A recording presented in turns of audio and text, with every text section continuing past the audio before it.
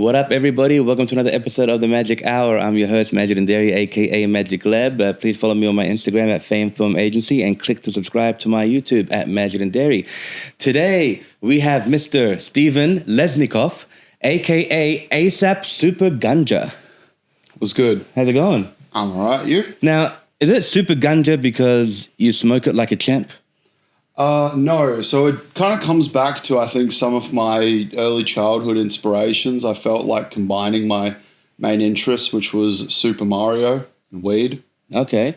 You don't have any on you right now, do you? I mean, I do. Oh, sweet. Okay, well, if we smoke online, then they have an excuse to not air it. So because we can't promote such After a thing the show. After the show, definitely. Wink, wink. All right. So now, how did you get? So that's how you got your name. Is that how you managed to get? So Yep. All right, cool. So Super Mario Brothers was part of the.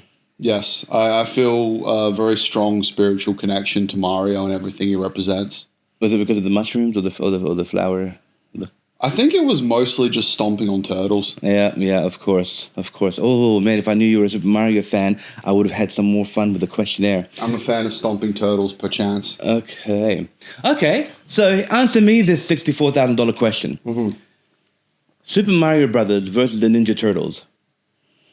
I mean, what are the Ninja Turtles going to do? Well, they got weapons and shit, but then again... Mario can literally shoot fire from his hands. There you go. So the turtles are smoked. Exactly. Okay. All right. Cool. Yeah. He always. Yeah. It'd be fun. Jump. Then he double jump twice. You see the turtle fly. Okay. Now I was looking at your Instagram the other day, and I think just like me, you're a fan of Welcome to Dairy. I'll be 100% honest with you. I didn't actually watch it. I just posted a reel. Oh, no. Were you just posting because everybody right now is posting on Welcome to Dairy? Everybody's putting in their 2 cents after watching it because it's such a terrific show? I mean, it's mostly because I'm still struggling to understand why people are still scared of it. Because I'm thinking about fucking it. Fucking it? Yeah. Okay, I got you there. Pennywise. It's not about that they're still scared. They're still scared of it. It's about that they want to continue being scared of it. Because after you watch the first one, and the first one, like if you watch the TV miniseries that was made in 1990, I think it was, or maybe 91. The one with Tim Allen. Yeah, Tim Curry. That's it. Yeah. I mean, when I was a kid when that came out. I was like 10 years old, 10 or 11. And when you're watching it at 10 or 11, yeah, it's pretty scary because you're 10 and 11. And those were like the best special effects known to horror at the time. I'm sure if you took a 10-year-old me from then and showed me today's It, I'll be more terrified of today's It than I was of that It. Yeah. But the good thing about the old it had its own creepy way of telling the story as opposed to this new It. And Tim Curry did an amazing job. He did an amazing job, not taking anything away from his performance as Pennywise. But he only appears and he says basically the same thing to every child. They all float down here, or he makes fun of their demeanor or whatever. Yeah. But he says the same thing every time. With today's It, they gave him more wiggle room. You do hear him say they float down here, but he only says it to one kid. He doesn't keep saying it in the new show in the new film before the show came out. He has range. There's more to it than what Tim Curry was able to give it. But how Tim delivered it was, golden, spot on. But you could clearly see the huge differentiation between Tim's version of it and Bill Skarsgård's version of it. And I think they both did an amazing job. But I'm a huge fan of this of the Stephen King's It. But if I had to choose in terms of movie, the second one nailed it. The new one. The sequel, honestly, the sequel sucked. I wasn't too. You mean the one when they're adults? Yeah, I didn't. There were some moments in it that were pretty cool and pretty scary. But as an overall film, it was lacking. It was lacking big time. The first one was a lot better. I mean, the miniseries was, you see them, it goes back and forth from kids to adult, It's not told like in the chronological order the way this it's been done. But, getting to that, Welcome to Dairy you haven't seen. No. I highly recommend it. I think it blows Stranger Things out of the freaking water big time. I mean, that's not a very high bar at these points with Stranger Things. When Stranger Things came out, it was the shit. You know, everybody was addicted to that stuff. You know, I mean, I didn't get into Stranger Things until the third season because everyone was telling me how great it was, and I didn't want to. I wanted to binge watch it. You know, after the third season came out, and then they started releasing the seasons. It took longer than a year until the next one came out. You know, and I got pissed off, so I kind of almost lost interest. So I just waited for them to actually finish it. And then I started all over again because I hadn't seen it in years. I watched 1 to 5. Maybe it's just my contrarian streak. I've had a hard time ever really appreciating Stranger Things. Even the first few seasons before they went off the deep end, I got to the end of season 3 and I kind of just checked out. Yeah. Just at that point, you know, it's start bringing in the Soviets and that's like, yeah, cool. I don't care anymore. Yeah. It kind of went out of its depth. I liked the show up until that one like Russian spy that was talking with the conspiracy theory guy died, and then after that, no. Yeah, okay. I just checked out. The American that speaks fluent Russian, he's the key of the show. I mean, he kept the show fun and exciting. His character was awesome.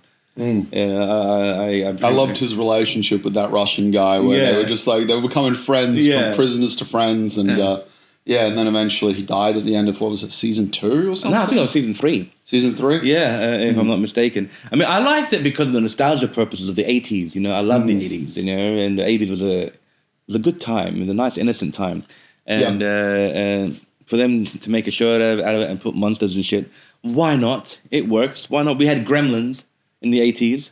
We loved that shit. We had all these. We had Critters as well. We had all these monster movies. We had the Chernobyl nuclear power plant disaster as well. Is that a movie? I know. It was one of the worst nuclear catastrophes in human history in 1986. We do? Yeah, Ukraine. In Ukraine. I was too busy watching Back to the Future. You know, see, this was the 80s. It was a simple time. Yeah, this is the 80s. Like, we were, as a kid growing up in the 80s, you're not infested in the news or current events, but I still don't, nobody ever talked about it in the 90s or whatever. Why, how did that die down? That would be something that I should know. I mean, have you seen the Chernobyl miniseries? The one that HBO made, like, a few years back? I can't say I have. Brilliant. Yeah. Absolutely incredible. Chernobyl. So it's HBO show that just covers the actual disaster and then the cleanup and then the aftermath. It's like 5 episodes long or something. Okay, no, I'll definitely get into that. It's I was kind of under the impression that it was probably going to be overrated with how much critical acclaim it got, but then after watching it, I thought, wow, no, I get it. This is a documentary series, right? It's not like a movie. Docudrama. So it's not actors and shit in it? Still actors, still semi-fictionalized, but for the most part, it tells a relatively kind of accurate picture from just a general kind of overhead perspective. I've heard this word before, Chernobyl. I was watching The Big Bang Theory the other day. And there was an episode about one of the characters, Howard, was going to go to space, and his wife was worried about it. And he said something like, you know, from the same people who gave you Chernobyl, you know, so you know, it's going to be saved. It came from the same people that made Chernobyl. And I was like, okay, I didn't understand what the joke was, but now this is kind of with this reference, with what you're telling me, I can see the reference to it now because he was going to Russia. Russia's next to Ukraine, and anyway, Soviet engineering, baby. There you go, the best. You know, instead of saying we need more made in the Soviet than we do made in Japan. All right, because you know, just it's got a better ring to it. Yeah. So, when was the last time you did stand up? Just last night, actually. Really? Yes. What last night? Well, today you were at the Rhino. Yep. Laugh Lab Mondays. Okay. And how did that go? Yeah. Pretty well. You know, we started a little rocky in the first half, but I think that after kind of changing the approach, we played some good defense, a bit of good offense, and I think ultimately we came out on top. All right, cool. I don't want to interrupt you, but if you're going to be like that, then have the mic here. Sure. Because right now it's just behind you. There. Okay. All right, so what's your style of comedy? What is your main point of focus? I don't like rambling on stage. I generally try and keep things quick and concise, economy of words and all that. Mm-hmm. sounds really pretentious comparing myself to a actually real comedian, but I guess I unintentionally ended up kind of emulating Mitch Hedberg. Okay, yeah. One of the greats. But are you a one-liner type comedian though? Oh, 100%. I've never told an actual joke. Yeah, okay, you really? So you just tell one-liners? For the most part. All right. And do you do it in the style that Mitch Hedberg does it in? Do you have that demeanor when you're looking down and you look like you got anxiety so you don't look at the audience and stuff like that? I mean, probably. I would say that when it comes to stage presence, I'm awful. You're awful? I'm awful at stage presence. Really? I've focused entirely on my material to the detriment of everything else, and that's without a doubt completely limited me. So when you say you got awful stage presence, what does that mean exactly? Like, are you not dressed for the part, or do you sound like you're not enthusiastic on stage? Like, what do you mean by awful presence? I think I'm a bit too deadpan. I'm not great at presenting it in a way that inherently invites people to laugh. Mm-hmm. So, oh God, what's his name? Oh God, it'll come to me. Stephen Wright. Mm. When Stephen Wright gets on stage, he looks like he just got out of bed. Mm. I'm sure before he became famous, and this is how he did his thing, I don't know if he drew more attention from the crowd or if the crowd was like, what the fuck is this guy doing on stage? You know? Mm. So is it something like that when it comes to your presence on stage? No, it's more that I'm just very bad at talking to people on stage. Yeah? Yeah. So I've like I said, I've just kind of completely neglected the theatrical side of comedy in favor of the pure writing and material. So you know how they say for nervous people who get nervous, they say just imagine the crowd in their underwear so you don't feel nervous. So you don't even imagine the crowd is there at all. I mean, I perceive them, but it's I think I'm a lot more kind of antagonistic to the crowd than is probably going to win me favors. Really? Okay. So how long have you been doing stand-up? Just over a year now. Yeah. I broke my shoulder in December of 2024, and that was my debut in the local scene. Wow. Did you tell like an offensive one-liner joke or something?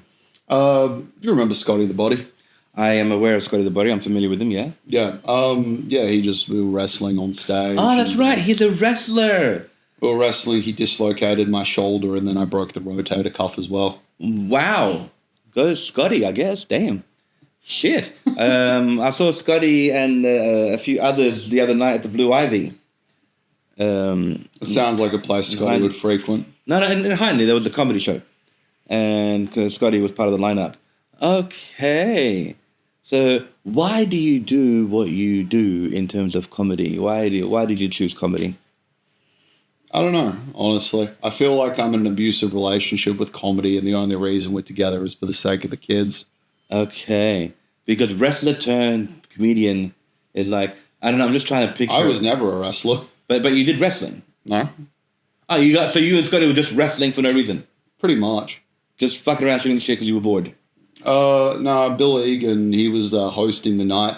This was at a time when I had long hair, and so everyone thought Scotty and I were the same person. Okay, I can see that. Take the glasses off, imagine the hair longer. Yeah. And so we were just fighting to see which one of us was the real one. Scotty, the stunt double body. Oh, right. Sweet. Okay.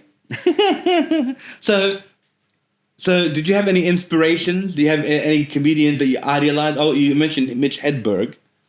I never watched him until recently. I just accidentally ended up emulating his style. No shit. So you were doing your thing before you even knew he existed. Yeah, essentially. Wow. So I think it's kind of weird the way that I approach comedy. Well, not weird as such, but a lot of stand-up comedians have very defined stand-up inspirations. Mm-hmm. Honestly, I think I'm more inspired by Adult Swim adult comedy. Okay, yeah. Like just, animated shows, the old Cartoon Network stuff that started the Adult Swim block back in the late 90s, early 2000s. So, Space Ghost, Coast to Coast. Aqua Teen Hunger Force, pretty much the entire Space Ghost catalogue of spin-offs and shows like that. I'm not familiar with them at all. They had a profound impact on the way that I kind of perceive things as funny. Okay. Now, as a one-liner comedian, how do you come up with that kind of material? I usually get my best ideas in the shower, but getting writer's block lately. Yeah, okay. I'm just glad we're about 3 showers from Easter. All right, cool. Okay. See, I think one-liner comedians are quite ingenious. I really respect how much they could come up with one after the other. You think it can stop, but it never does. I mean, Stuart Francis. Have you heard of Stuart Francis? He's a comedian.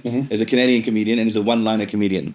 And he just keeps coming one after the other. It's like non-stop. He's like Rodney Dangerfield. You know, only not as flamboyant. Rodney Dangerfield had his way. You know, the adjusting the whole tie thing and the whole nobody gives me respect thing. But like, just I tried to do one-line jokes. I came up with like 2 or 3, but that's not enough to do an entire 5-minute set. I mean, you guys do have enough to go for 5 minutes. I mean, how the hell do you guys do it?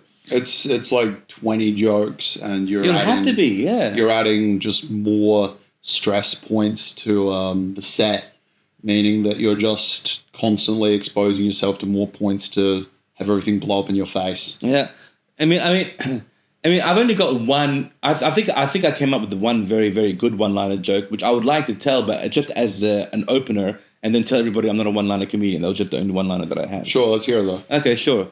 I recently became an atheist. I swear to God.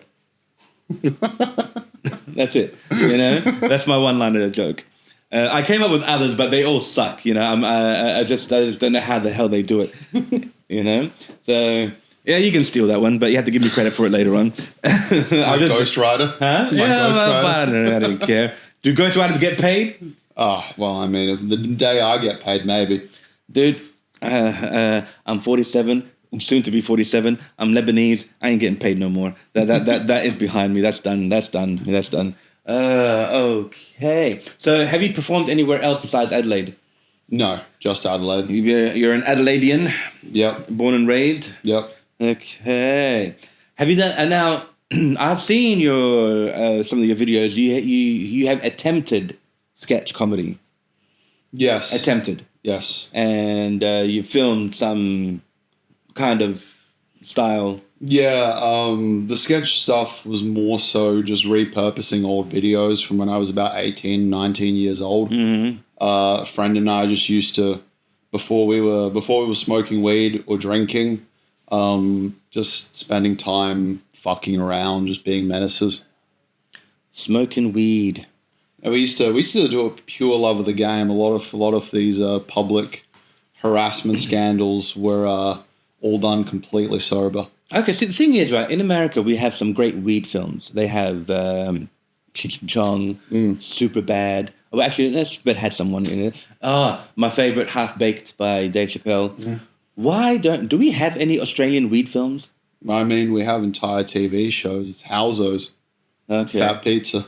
Yeah, but Fat Pizza's got weed in it, I guess. But is it a weed film? 100% Australian stoner humor. Yeah. It's when you want to, I guess, distinguish American stoner humor and Australian stoner humor. Probably the first place to point.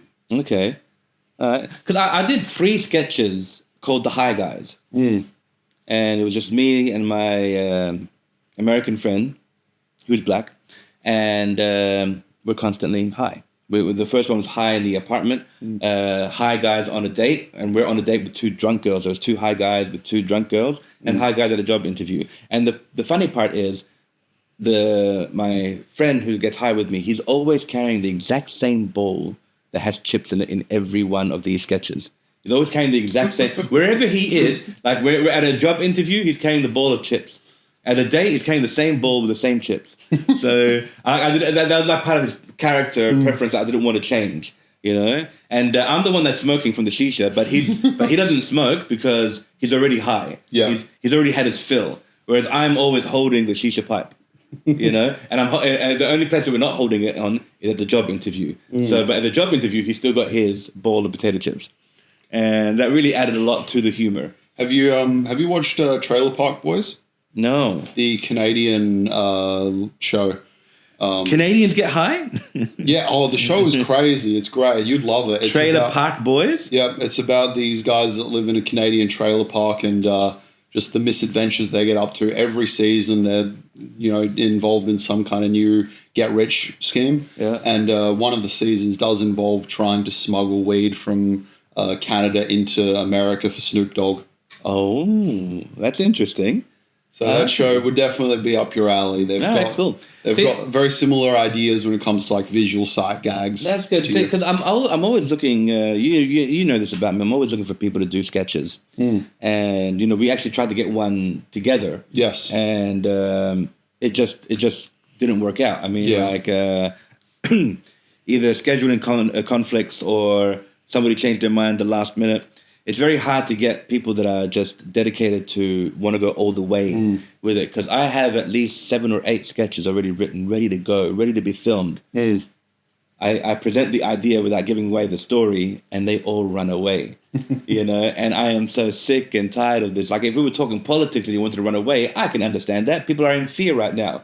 People are in danger right now. You say anything that goes against the establishment, then you got a target on your back. I get it. But this is humor, man. This is humor. Right? Oh, but this is not me. It ain't supposed to be you. That's the whole point. You know what I mean? Right? Like, if you don't agree with the premise, okay, fine. Just say you don't agree with the premise. But all these lame excuses, people might see me differently or whatever. Well, that's kind of the point.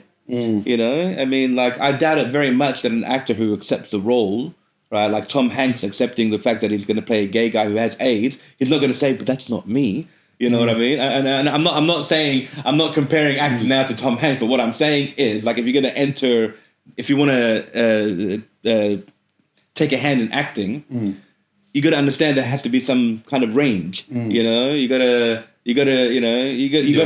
give something to the character that is written for you. I mean, it's really just about getting the creative mind going, getting the creative juices going. If I write a character, even for you, I wrote a character. Yeah. Now you could read it exactly as it is. But if you're a comedian or somebody who's been in comedy, then by right you should be able maybe to come up with an idea to give this character. What can you bring to this character that can make it more interesting to watch? You know what I'm saying? Right? Whether you want to give him a stutter, if you wanted to. I don't know, give him some kind of obsessive compulsive behavior if he wanted to on a particular thing. Or he's allergic to shellfish, whatever. Yeah. Just something, like, because the reason why I've been trying to get comedians to want to be in my sketches, I can get any actor I want. I can pay for it. I really can. I've got, I save money aside for my projects. I don't mind paying actors. But the reason why I steer it in the direction of the comedians is to give them the opportunity to see if they can do more than what they just do on stage. Because a lot of comedians, I believe comedians can be the best actors. I mean, comedians are the best actors. You have drama actors that say it's more difficult to do comedy than just do drama. Anybody can do drama. Not anybody can do comedy. And I totally agree with that. I mean, that's why you have actors like Robin Williams. He's a fucking fantastic actor. You got Billy Crystal, even Whoopi Goldberg, even though she's a total bitch, but as an actress, she's amazing. I mean, she's not a bitch, but I just don't agree with a lot of her point of view, right? But that doesn't take away that she's a phenomenal actress. You've got the guy James Hong, the Chinese guy. He's 90-something years old and still around. Never did stand-up in his life. No, and it's funny as hell. Yeah, always been a comedy actor. Always. Known as Lo Pan from Big Trouble in Little China. Po's dad from Kung Fu Panda for the younger audience. Yeah. Okay, that's right. He played the goose. The goose. That's right. Yeah. Even Ken Jeong, Community, and the Hangover doesn't do stand up. Well, I haven't seen him do stand up. But I think it's just the issue with trying to get comedians cast is that stand-up is very low stakes in the sense that if you don't record it, if you're not posting it online, you say something completely out there, something that could come to bite you in the ass later in life. It's completely just washed away. After a bad set, no one's posting it except yourself. Yeah. But when you want to be involved in sketch comedy, it feels like you have to commit to the authorial intent. And so if it's out there forever, people are worried about that. I think a lot of people, they want to break big in comedy. They want to make it. But then if we're being realistic, we're in Adelaide. Very few people are going to make it. And the ones that do, they're not sticking around. No, and the ones that do make it, they will see their past discretions as whatever. They can forgive it immediately. You know, like I did have one person who was in one of my sketches, and the profession of this person is that of a teacher. Yep. And the sketch that we did together, this teacher was afraid that the principal or whoever's in charge might see it, and they might see it as, you know what, that's not good for children to watch. You know, because of the humor is very, you know, it's catered for adults. So this teacher asked me to just hide the video on YouTube for a while. So I did, out of respect. And I waited for this teacher to get back to me. As you notice, I'm saying this teacher because I don't want to say, I'm not giving away the gender either. Yeah. You know? So we'll save that for after the pod. Yeah. So when and I was waiting for this teacher to get back to me so the teacher could tell me if I can unhide my video or not. And enough time passed, and the teacher was like, yeah, it's okay, you can do it, no problem. So I unhid the video. But I can understand why, you know, because being in that position, if you're an educator to children and you're going to be in a sketch that's, you know, that's not for children to watch, you know, then... and when I say not for children, there's nothing sexual about it. It's just like, you know, it's just the content of the comedy is not catered to children. It's like South Park type comedy. It's firmly MA 15 plus. Exactly right. So, and I can understand that. So I respected this teacher's wishes, and I did what that teacher wanted. And, oh, wow, I'm really... I'm patting myself in the back for not saying he or she in this part, you know. So, pronouns. Yeah. This person is known as the teacher from now on. That's it. You're not going to get any more than that. And so so it was okay. I can understand that. But this person understood what was required to do the sketch, and it was willing because it found it funny. I'm referring to it now. All right, so... I think they prefer they, them. Yeah, well, no, but I can't... Well, yeah, okay, fine, but just they, them, it, whatever. The point is, it's not a he or a she or a he, she. I'm not going to let you know which is which right now. So, but yeah, I guess if you're working in some kind of profession where being in a type of sketch like what I do can. I'm not saying that it will, it just potentially can. And a lot of people don't want to be a part of it because it can potentially ruin their reputation or jeopardize the work they are in. But in the end, even the bosses or whatever surely can understand the difference between how they are in real life and how they are as a character or being part of something. You know, you would think there would be that kind of distinction, you know, that can make that difference, you know, like it's all in good fun, you know, like, I mean, how different is it than dressing up at Halloween? Okay, what if somebody wanted to dress up as a slutty nurse or, you know, or whatever? I mean, I tried to dress up as a Klansman, and I really had I had to reconsider things after that. Okay, fine, but yeah, that's going a bit overboard. But yeah, but still, I would find it hysterically funny. You know, okay, but I guess people would say, "Oh, so he's been one of the KKK members all this time." Okay. Well, that's really going out there, though. I mean, that's intentionally pissing people off.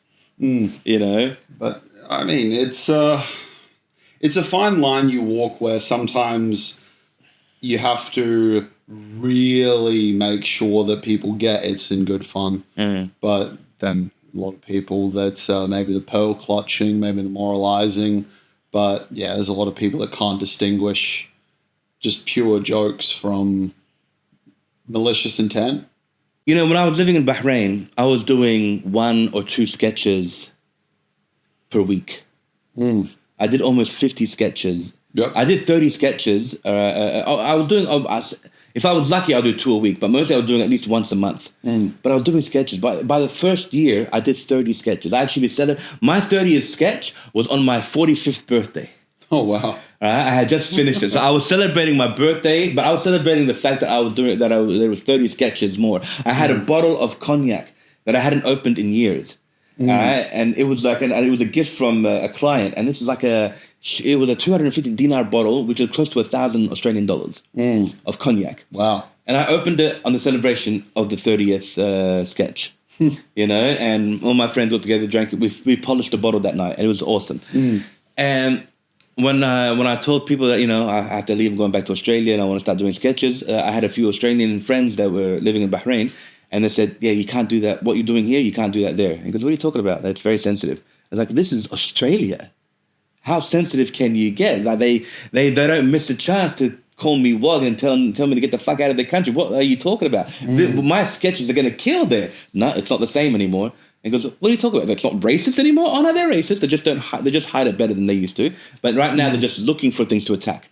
And like, really? And I didn't believe him until I got here. And now I understand exactly what he was talking about. What the fuck? It's like, damn, this is not the Australia I remember. If I was here those 16 years that I was there, I probably would have been more successful in sketch comedy here than I was over there. It was wide open for that kind of humor to be, and now everybody is like, oh no, oh I think about it, oh I can't. Well, what kind of sketches did you have? Well, no, when my first sketch that I did in Bahrain, because I had access to the American Navy-based people, and many of them were African Americans, and I made friends with a bunch of African Americans. Yep. So, and because the stand-up comedy scene wasn't as strong as it is now, it was very, you can do stand-up for like a month and then wait an entire year for the other month to come by. So I was doing sketches to pass the time. And the first sketch I created, the original title was supposed to be Naming the Team, but I changed it for clickbait and I renamed it I Swear I'm Not a Racist. All right? Because I want people who read it to say, you know what, let me be the judge of that, so they can click onto it. And which kind of worked. I got 7,000 views on YouTube, which is pretty good. And my first few sketches was very racially driven. Yep. But without being racist. I Swear I'm Not a Racist was a sketch about 3 people. I play the dim-witted Arab with broken English, who's already friends with one black person. Yep. And he's introducing me to another black person who I've never met who's going to join our team. And we are waiting for our T-shirt colors. Yep. So we could be assigned a team. And then then the guy comes in and goes, you guys are the white team. So they gave us a white T-shirt.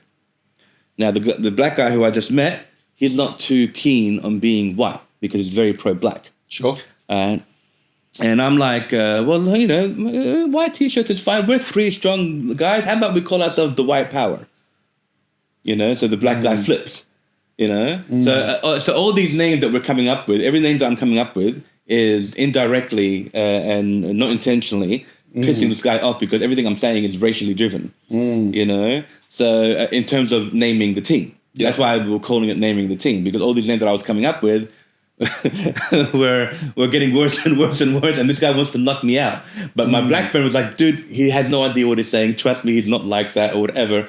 So that character, the first sketch was so funny that I created 2-3 other sketches with my character always bumping into that pro-black character, right? Because this guy can't stand me, and he thinks I'm doing this intentionally, which I am not. But I did write a sketch where, in the end, I revealed to him, dude, I am doing this intentionally. At the end, I was playing the whole time. And then when the people come back, I go back to that character. So I'm fucking with him and him alone. So all this paranoia that he had on me was real. That was like my M. Night Shyamalan twist sketch, but we never got to do it. And it was really kind of like Blade Runner. Were you racist? Were you not racist? Does it really matter? So like that's how. But it was gonna be my masterpiece if I had finished that one, because if you watched all the ones leading to it, you would see how it became that way. The Blade Runner of racism. Okay, I don't remember that part in Blade Runner. Yeah, there was the entire subplot involving racial riots. Really? I just thought it was about Harrison Ford going after this albino blonde guy. The Aryan race. Oh, okay, fine. I didn't even see it that way when I first watched the movie. You know, I mean, Oh yeah, 80s Ridley Scott. He had some very, very pro. Yeah, but when you're a kid watching it, you're not thinking about that. You're just thinking about the good guy versus the bad guy. You know, you don't think of this whole subcontext behind it. You know, you're completely oblivious to it. Yeah, no, Ridley Scott, from what I understand, he was always like kind of subtly injecting right-wing politics into his films.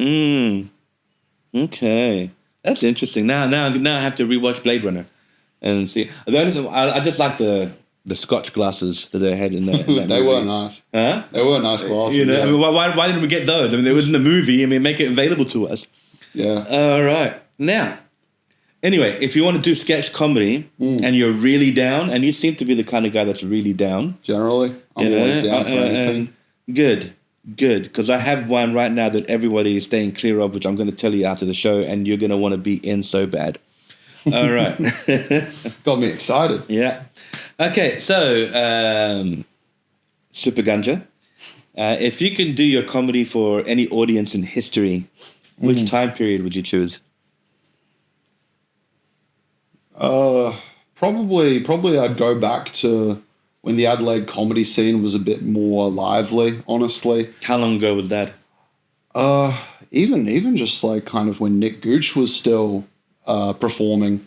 Like early 2000s? No, even like late 2010s, early 2020s. When Cranker used to run, when Cranker used to run every week instead of bi-weekly. Now it's gone.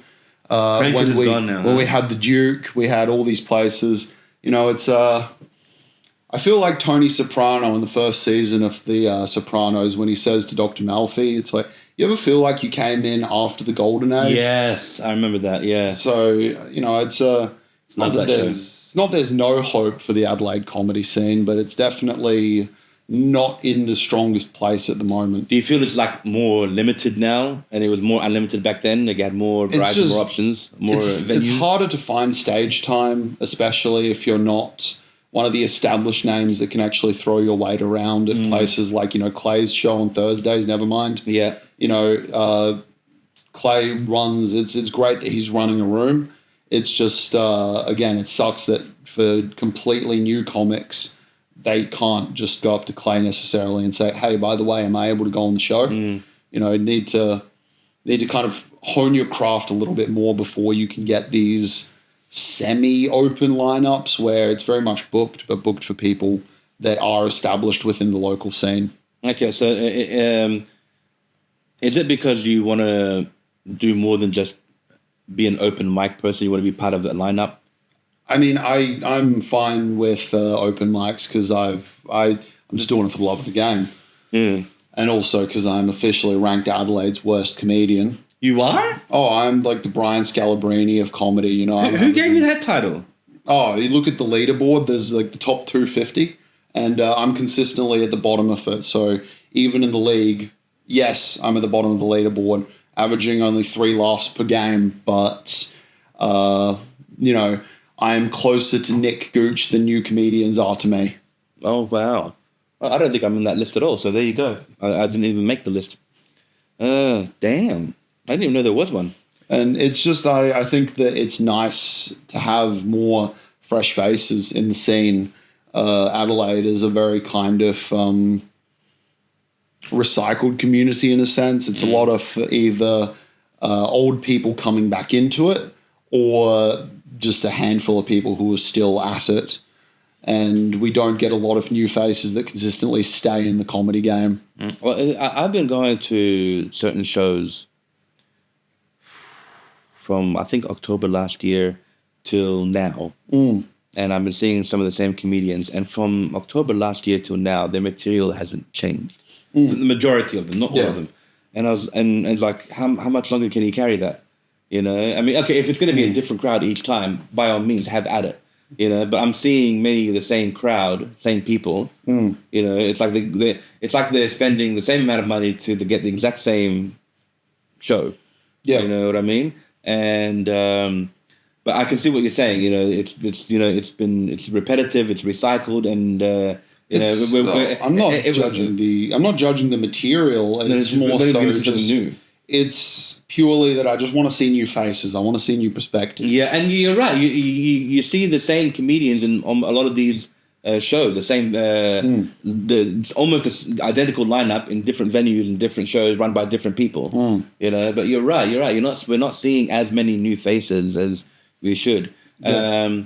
But Tom Bode, who's running Chuckles right now. Yep, Strange Kyle himself. Yeah, I've filmed two of his, the last two of his shows in the Blue Ivy, and different lineups, both shows. And the first one that I went to, almost everybody that was on stage was new. I had not seen them perform. I didn't know who they were, and it was very refreshing. Yep. And I think Tom seen gives that to people. I've seen the lineups, and I do really appreciate the way that Mr. Bodes handles things. Yeah.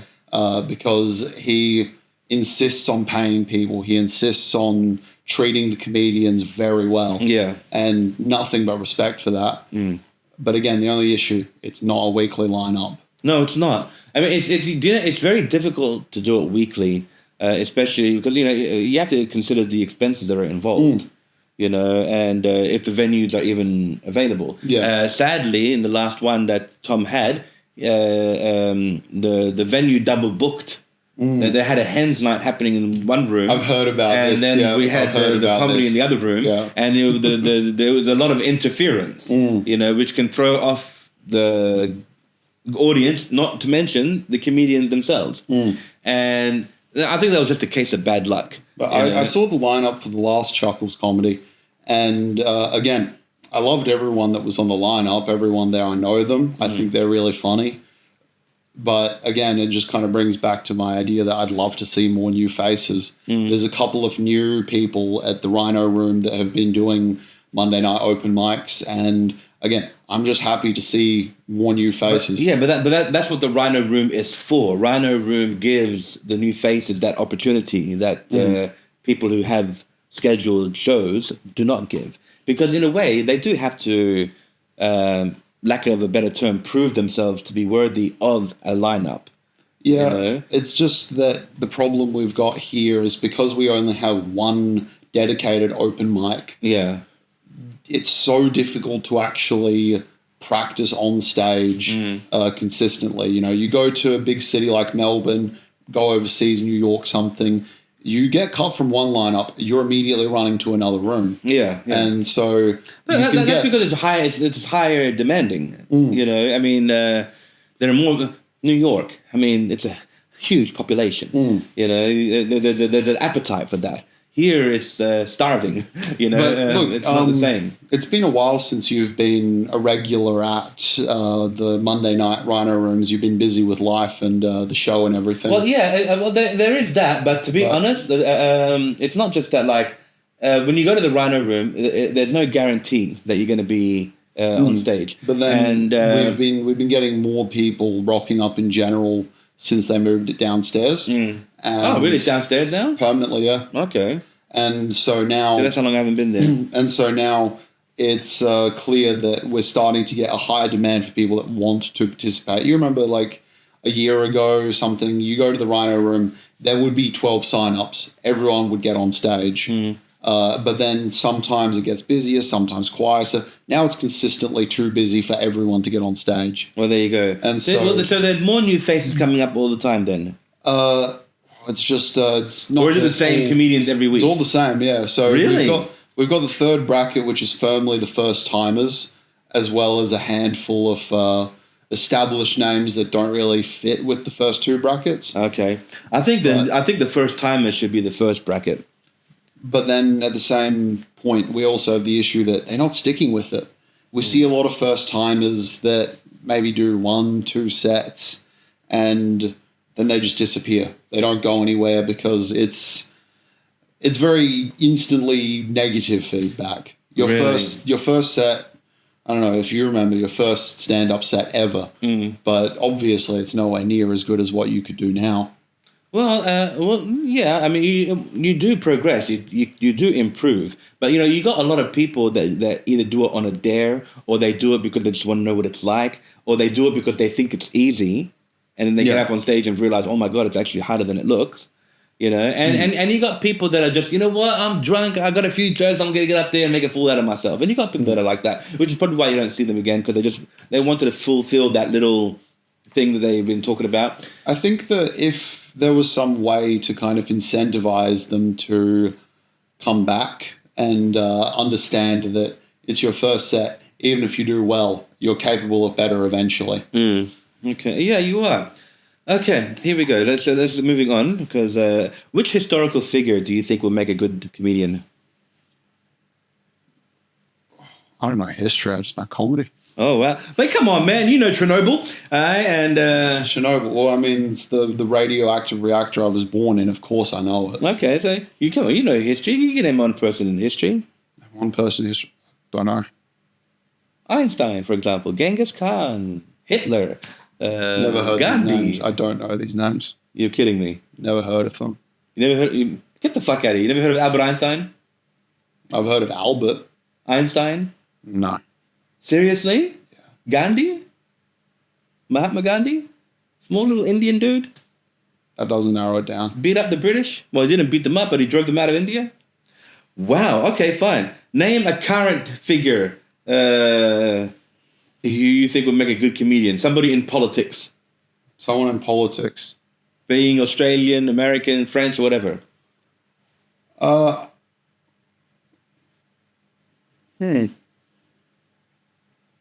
I don't know, honestly.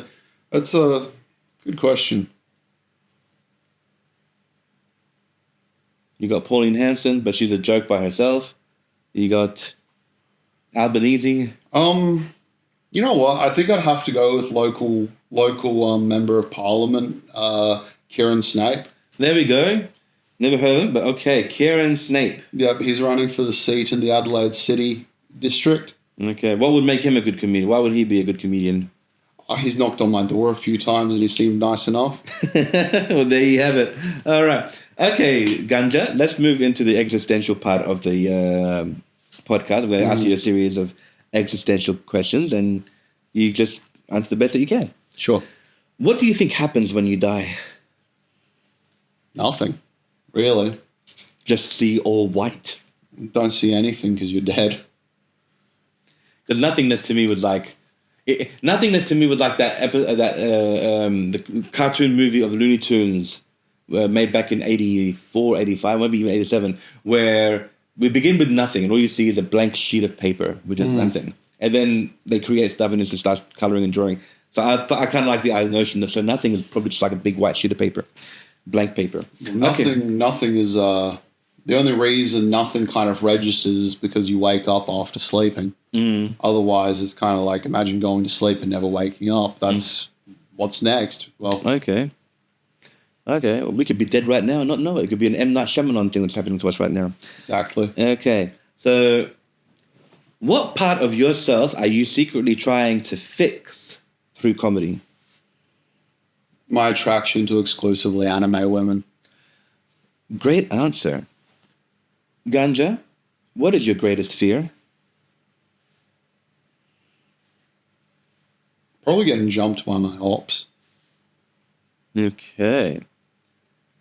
All right, well, we have time for one more. Okay. If life has no meaning, does that make comedy more or less important? I mean, to be real, comedy is sort of a nice distraction, but if we're talking about the grand scheme of things, it's kind of not that important either, is it? That's your interpretation. Yeah, I mean, I kind of, I feel like we should all at least acknowledge that what we're doing is inherently kind of lame and narcissistic. I just think what we're doing is just a major distraction for the inevitable. Yeah, it's very narcissistic if you want to do comedy. But I think it's whether it's comedy or anything else, it's all a big distraction. It's something to occupy our minds before something greater that is going to eventually occur that takes us all out of here.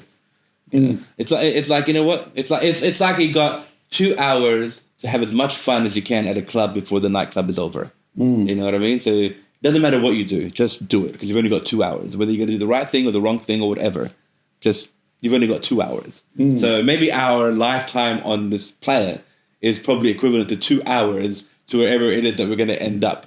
You know what I'm saying? Yeah. You know? See, we're getting all existential up in here. Okay, wrong answers only. Are you familiar with this? I think I can figure it out. Okay, well, yeah, it's pretty self-explanatory. It's right there in the title. I'm going to ask you a series of questions, and you are going to purposely give me the wrong answers to them. Sure. What was Muhammad Ali truly famous for? Wasn't it freeing the slaves? That's correct. He freed the slaves because he was the greatest at freeing slaves. Why do black Americans scream at the movie theater? Movies are scary. Well, that's actually the right answer. But You remember that like first black and white movie when the train came at the audience? yeah, but that freaked everybody out. Exactly. And you know, in those days, blacks weren't even allowed to go to cinemas. That was a white only establishment. You never saw black people in movie theaters in those days. They had their own black only. So you know what? I get it. They respect that movies are scary. Okay, fine. It's almost like a correct answer, but okay. What is the ultimate goal for the KKK? Probably ending racism. Yes, of course. My favorite quote from a movie about that was in a movie called Bullworth, where Warren Beatty said, "Everybody's got to keep fucking everybody until we're all the same color." Well, I mean, if the KKK want to get rid of everyone but the whites, that's still a way of ending racism. Yes, it is. It is. Okay. Who said this following phrase? Ask not what your country can do for you. Ask what you can do for your country. Wasn't that an episode of Red Dwarf? Yes, it was.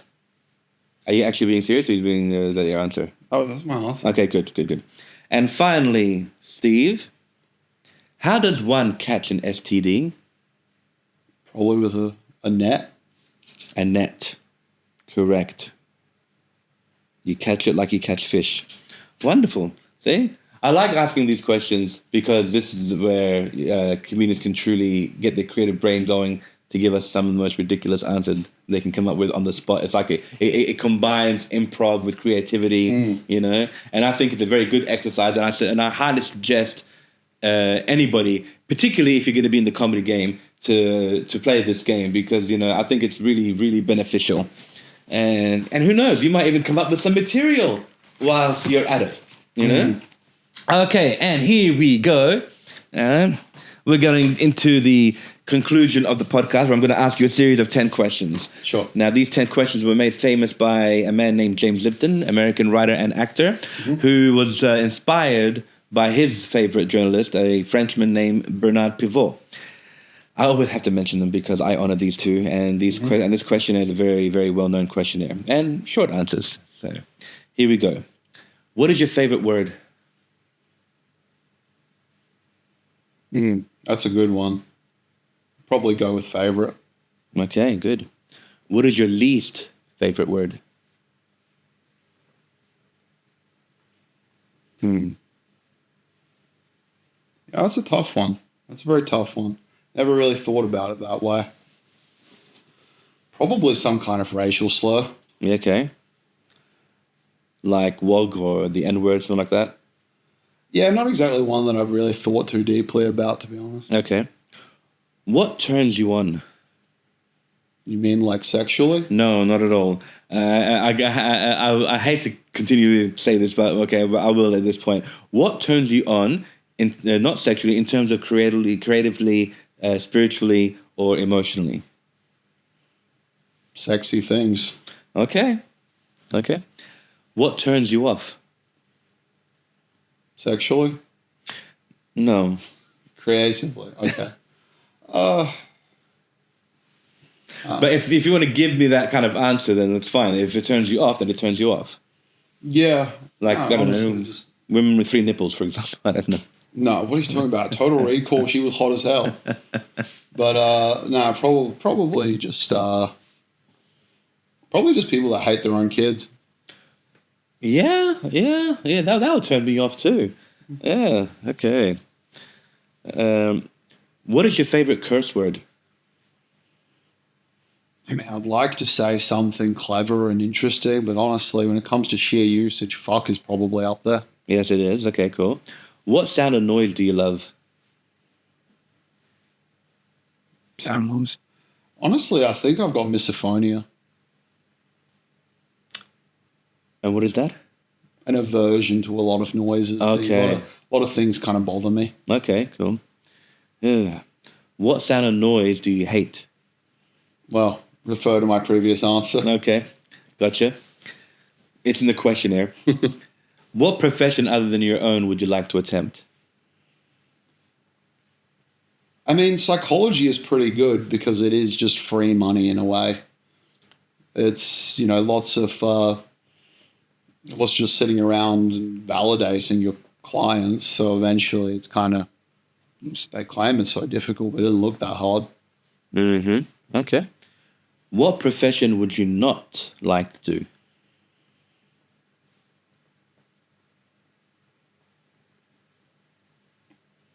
Probably a stripper.